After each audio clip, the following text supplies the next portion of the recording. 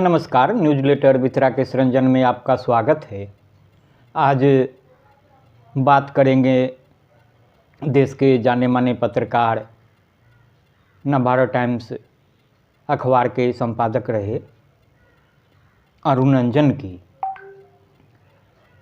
लिखा है उनके यानी अरुण रंजन के साथी रहे वरिष्ठ पत्रकार, लेखक एवं संपादक मिथिलेश कुमार सिंह ने।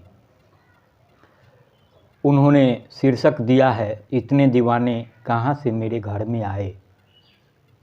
तो आगे बढ़ते हैं। मिथिलेश कुमार जी लिखते हैं, यह त्रिशूल अपार्टमेंट है, कौशाम्बी गाजियाबाद का त्रिशूल अपार्टमेंट। अब त्रिशूल पर काहे की माथापच्ची कर रहे हैं आप, काहे को चौंक रहे हैं आप, काहे को पूछना चाह रहे कि यह त्रिशूल नाम किसने रखा और क्यों रखा, वह भी किसी अपार्टमेंट का। अरे भाई, यह नाम किसी कोलंबस या वास्को डी गामा की खोज नहीं है, किसी मलेच्छ, किसी अनार के दिमाग की उपज हो ही नहीं सकता ऐसा कोई आत्मरक्षक नाम। अब देखिए और इस नाम की महिमा को यहाँ से समझिए कि त्रिशूल है तो दस्तार है, त्रिशूल है तो अमन अमान है, इज्जत मर्याद है, त्रिशूल है तो परिंदे हैं, खुशबू है, हवाएं हैं, त्रिशूल है तो सगरो बसंत है कि नहीं। रंजन कुमार सिंह नभाटा के दिनों में पटना का हमारा दोस्त इसी अपार्टमेंट में रहता है, 11वें या 13वें फ्लोर पर। याद नहीं आता ठीक, लेकिन रहता यहीं है, यह बात पक्की है।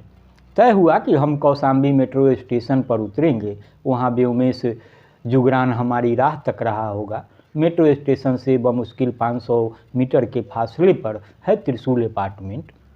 एक कट छोड़ो दूसरे कट से घूमते ही तीसरा या चौथा गेट। हुआ भी यहीं, हम पहुंच तो गए, लेकिन कोई ठोस आदमी नहीं मिला जो बता सके कि रंजन के फ्लैट तक पहुंचने के लिए हमें किस राह, किस गेट, किस लिफ्ट की शरण गहनी पड़ेगी। हर किसी के पास रेडीमेड जवाब, पीछे से जाइए, आप आगे चले आएँ। आगा पीछा करने में कितना खून सूख रहा है इस बेपनाह ठंड में, यह रंजन को भला क्या पता।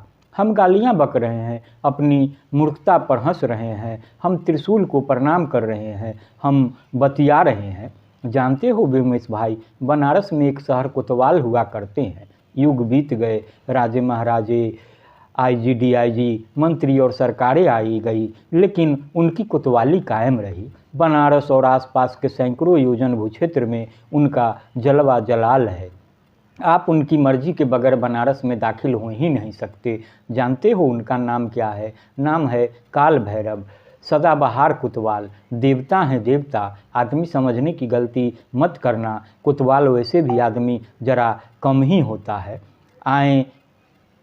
आए बाएं नहीं, हकीकत है, मान जाओ तो ठीक, वरना उन्हें मनमाने का भी हुनर आता है। निकल पड़ेंगे उनके दीवाने तुम्हारी टोह में त्रिशूल लिए। कहीं रंजन का यह त्रिशूल अपार्टमेंट भी उसी अगिया बैताल काल भैरव से निर्देशित तो नहीं? लेकिन हम तो प्लान बनाकर चले थे साथी, चले तो थे, लेकिन पूछना था कि हम आना चाहते हैं। घुस जाओगे किसी के घर में बिना पूछे? लेकिन रंजन से बात तो हुई थी। रंजन कोतवाल थोड़े ही है। रंजन भाई हो कहाँ? तभी एक नीम अंधेरे गलियारे से कोई नमूदार होता है, काला ओवरकोट डटाए, कोहरे में पहचान पाना मुश्किल, लेकिन आवाज़ उसी की है। आ गया रंजन, बच गए हम उस कुतुब मीनार पर चढ़ने से। गाड़ी सरपट दौड़ रही है, हम रास्ते में हैं। आधे घंटे बाद हम सेक्टर 26 नोएडा में होंगे, जहां अरुण रंजन से हमारी मुलाकात होनी है।